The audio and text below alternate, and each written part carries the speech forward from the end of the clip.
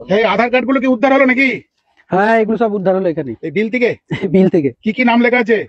এই যেমন আপনার দেখছি সব এখানে যেমন হচ্ছে আমির হোসেন শেখ, তারপরে আপনার এটা আছে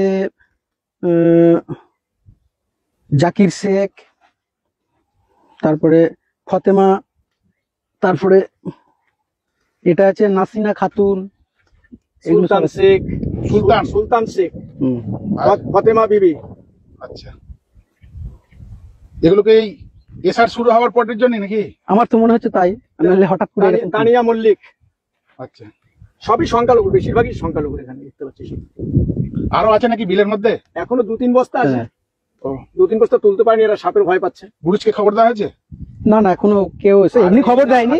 আমরা এখানে ছিলাম, এখানে আমাদেরই সব জমি জায়গা এখানে সব আছে, জমি আছে, তো এরা হঠাৎ করে এটা পায়, আমাকে যখন বলে আমি তখন আসি এখানে, যেন কয় বস্তাটা খুলুন। এটা প্রথম ভয় পাচ্ছিল যে বস্তার মধ্যে হয়তো কিছু আছে, তো খোলার পরে তখন দেখি আধার কার্ড আছে, এই বিলের মধ্যে ছিল? এই বিলের মধ্যে ফেলে রেখেছিল। কি নাম আপনার? দেবব্রত মন্ডল। কোথায় বাড়ি? শ্রীরামপুর বাড়ি।